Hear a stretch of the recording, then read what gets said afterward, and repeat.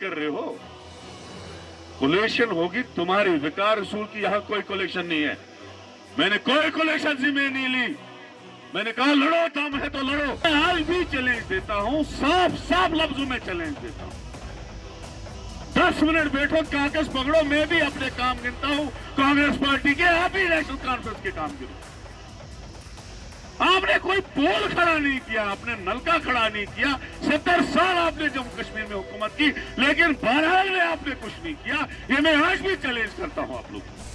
लेकिन बदकिस्मती से कांग्रेस के जो यहाँ के उम्मीदवार हैं, उन्होंने मुझे मजबूर किया है कि इस कैंपेन के दौरान मैं उनका जिक्र किए बिना अब स्टेज छोड़ ही नहीं पाऊंगा। जिस शख्स को इस असेंबली इलेक्शन के लिए उनकी अपनी जमात ने पीसीसी सदर के लायक नहीं समझा, जिसको इलेक्शन का ब्यूगल बजने के बाद कुर्सी से उतारा गया, उस शख्स को बानिहाल के लोग क्यों वोट दें, मेरी समझ में नहीं आता। मैं उनकी तंजीम की क़यादत के बारे में कुछ नहीं कह रहा हूं। हमारे दोस्त हैं, मिलकर हम इलेक्शन लड़ रहे हैं। लेकिन उस शख्स ने हमारे खिलाफ एक मोर्चा खोला। अब उसकी किस्मत में जो होगा वो उसके लिए खुद कसूरवार। सबसे पहले बात करते हैं जम्मू कश्मीर में इंडिया अलायंस की। दरअसल चुनावों से पहले ही नेशनल कॉन्फ्रेंस और यहाँ पर कांग्रेस ने अपना अलायंस जो है वो यहाँ पर कर दिया था। काफ़ी अटकलें यहाँ पर चल रही थी कि दोनों पार्टियां अलायंस कर पाएंगी या नहीं, लेकिन आखिर में दोनों पार्टियों ने यहाँ पर अलायंस किया और इस अलायंस के तहत जो नेशनल कॉन्फ्रेंस है उसको यहाँ पर 51 सीटें मिली और कांग्रेस को 32 सीटें मिली। और ये यहाँ पर निर्णय लिया गया कि जो 5 सीटें हैं उनमें यहाँ पर दोस्ताना लड़ाई जो है वो यहाँ पर होगी। इनमें से एक सीट जो है वो बानिहाल की है, जहाँ से कांग्रेस के जम्मू कश्मीर के पूर्व अध्यक्ष विकार रसूल वानी जो हैं वो चुनावी मैदान में हैं और यहाँ से नेशनल कॉन्फ्रेंस के शाहीन सज्जाद जो हैं वो भी यहाँ पर चुनाव जो है वो यहाँ पर लड़ रहे हैं। लेकिन अब जो विकार रसूल वानी हैं उन्होंने यहाँ पर सीधे तौर पर नेशनल कॉन्फ्रेंस को यहाँ पर टारगेट कर दिया है और उन्होंने कल एक रैली में यहाँ पर कहा है कि नेशनल कॉन्फ्रेंस जो है उन्होंने यहाँ पर लोगों का खून चूसा है और उनका जो लाल झंडा है वो कहीं ना कहीं खूनी झंडा है।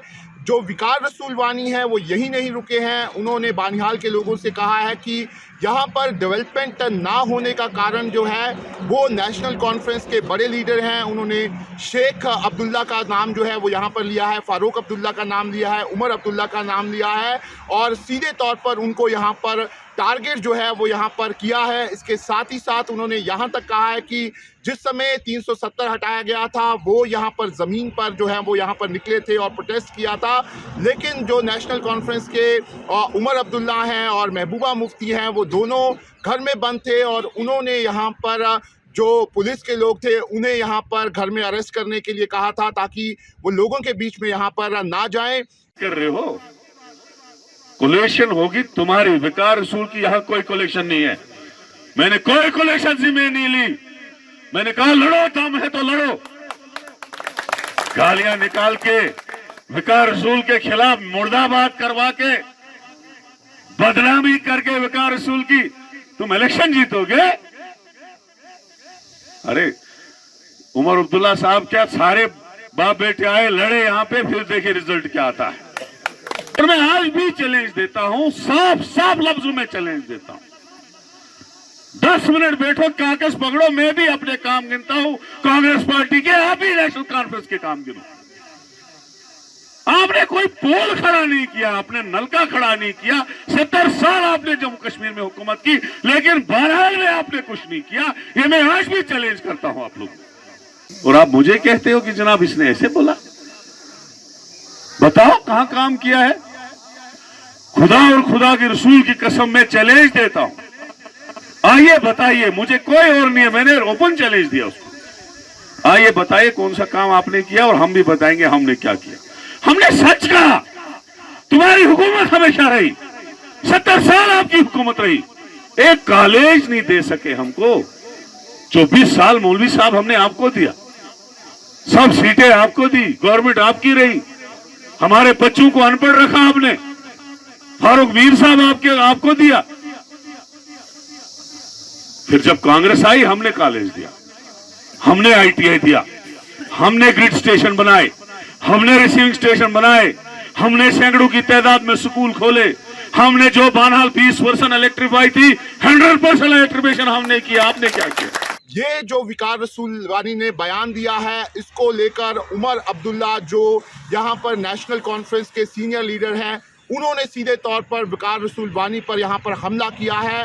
उन्होंने कहा है कि विकार रसूल वानी को लोग वोट क्यों देंगे, उनकी खुद की पार्टी ने कुछ दिन पहले ही उन्हें यहाँ पर अध्यक्ष पद से हटा दिया है। ऐसे में वो इन बयानों को कोई तवज्जो जो है वो यहाँ पर नहीं देते हैं।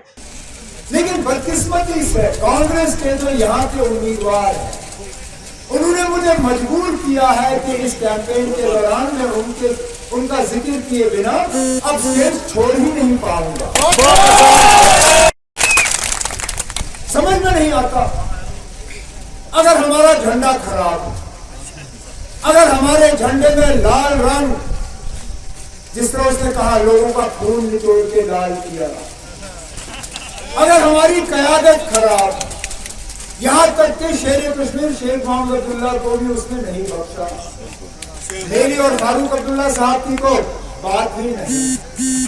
अगर हम सब में इतनी खराबियां हैं तो पहले मुझे ये बताएं, वो जो 2 महीने पहले यही बानिहाल की सरजमीन पे आके मैंने उनकी तंजीम के मेंबर पार्लियामेंट के लिए वोट मांगे, जब वो मेरे साथ खड़े थे और मेरी तारीफ करते हुए थके नहीं, तो खुदारा बानिहाल के लोगों को आप सिर्फ इतना ही बताएं, क्या उस वक्त आप झूठ बोल रहे थे या आज आप झूठ बोल रहे हो?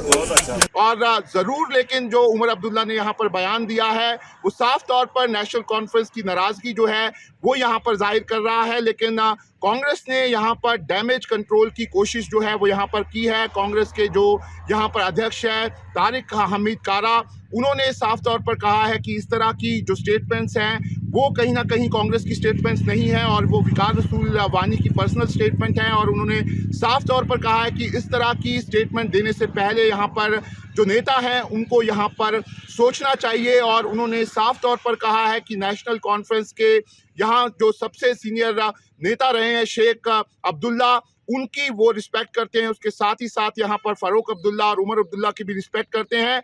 ऐसे में यहाँ पर कांग्रेस ने डैमेज कंट्रोल की कोशिश यहाँ पर की है। लेकिन जिस तरीके से ये बयान सामने आ रहा है वो साफ तौर पर ऐसा लग रहा है कि दोनों पार्टियों में कहीं ना कहीं कोई गैप यहाँ पर है, जिसके चलते इस तरह के बयान जो हैं वो अब कांग्रेस के वरिष्ठ नेता यहाँ पर दे रहे हैं और उसका यहाँ पर जवाब जो है वो यहाँ पर नेशनल कॉन्फ्रेंस जो है वो भी यहाँ पर सामने से दे रही है।